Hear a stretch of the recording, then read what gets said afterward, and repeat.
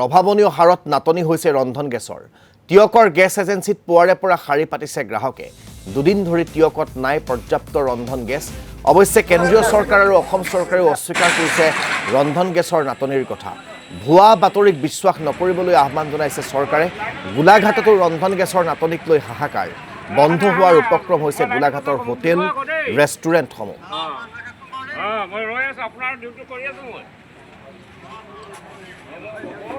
টিয়কৰ কিদৰে ৰাইজৰ এতিয়া এই দীঘলীয়া শাৰী পৰিলক্ষিত হৈছে গেছ এজেন্সিৰ বাহিৰত তাৰ পৰিৱেশ আমাক দেখুৱাব ৰিজু কুমাৰ শইকীয়া হয়চক মধ্যপ্ৰাচ্যৰ যি যুদ্ধ সেই যুদ্ধৰ প্ৰভাৱ ইতিমধ্যে ভাৰতত পৰিবলৈ আৰম্ভ কৰিছে আৰু তাৰে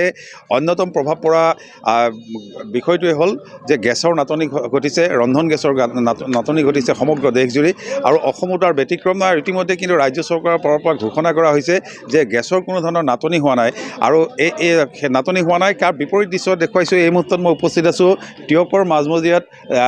যি গেছৰ যি ৰন্ধন গেছৰ যি এজেঞ্চি আছে সেই এজেঞ্চিত এতিয়া শাৰী পাতিছে এনেদৰে গেছৰ চিলিণ্ডাৰ ৰন্ধন গেছৰ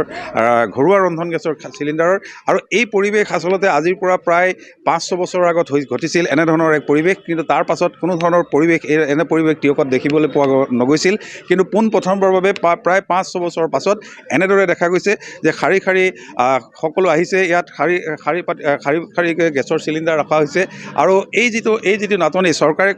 ঘোষণা কৰিছে যে কোনো ধৰণৰ ৰন্ধন গেছৰ নাটনি হোৱা নাই তাৰ বিপৰীত দৃশ্য এয়া টিয়কৰ দৃশ্য এয়া যোৰহাট জিলাৰ টিয়কৰ দৃশ্য আৰু এই দৃশ্যই ইতিমধ্যে প্ৰতীয়মান কৰিছে যে মধ্যপ্ৰাচ্যৰ যি যুদ্ধ আৰু এই যুদ্ধৰ যি প্ৰভাৱ সেই কুপ্ৰভাৱ সমগ্ৰ বিশ্বৰ লগতে ভাৰতবৰ্ষতো পৰিছে আৰু ভাৰতবৰ্ষৰ অন্যতম এখন ৰাজ্য উত্তৰ পূৰ্বাঞ্চলৰ ৰাজ্য এই উত্তৰ পূৰ্বাঞ্চলৰ ৰাজ্যত অসমতো পৰিছে আৰু এই মুহূৰ্তত যোৰহাট জিলাৰ টিয়কৰ এয়া পৰিৱেশ শাৰী পুৱা প্ৰায় 5 বজাৰ পৰা এনেদৰে শাৰী পাতিছে আৰু এই মুহূৰ্তলৈকে আচলতে এই এজেঞ্চিত কোনো ধৰণৰ গেছ এই মুহূৰ্তলৈকে আহি পোৱাই নাই আৰু গেছৰ এখন গাড়ী প্ৰায় 300টা চিলিণ্ডাৰ লৈ এখন গাড়ী ইয়ালৈ অহাৰ কথা আছে ইতিমধ্যে জনাইছে কিন্তু এই মুহূৰ্তলৈকে কোনো ধৰণৰ সেই গেছৰ গাড়ীখন এই মুহূৰ্ত আহি পোৱা নাই আৰু তাৰ বাবে এনেকৈ অপেক্ষাৰত এইসকল লোক বাইদেউ ক'ৰ পৰা আহিছে আপোনালোক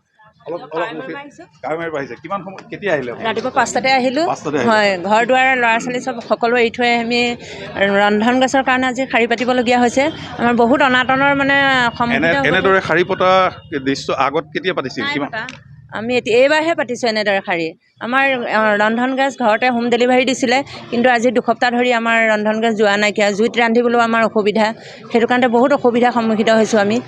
চৰকাৰক অনুৰোধ জনাইছোঁ আমাৰ যাতে এইটো অসুবিধাৰ পৰা আমাৰ মুক্ত কৰে নহ'লে আমাৰ বহুত অনাটন হৈছে মানে হয় ধন্যবাদ জনাইছোঁ মই পুনৰ মোৰ সহযোগীয়ে দেখুৱাইছে সামগ্ৰিক দৃশ্য এয়া টিয়কৰ দৃশ্য আৰু এই দৃশ্য আচলতে দুৰ্লভ হৈছিল কিন্তু মধ্যপ্ৰাচ্যৰ যি যুদ্ধ সেই যুদ্ধৰ বিভীষিকা ইতিমধ্যে এনেধৰণৰ এক পৰিৱেশৰ সূচনা কৰিছে এয়া টিয়কৰ পৰিৱেশ আমি আপোনালোকক দেখুৱালোঁ ৰিজু কুমাৰ শইকীয়াৰ জৰিয়তে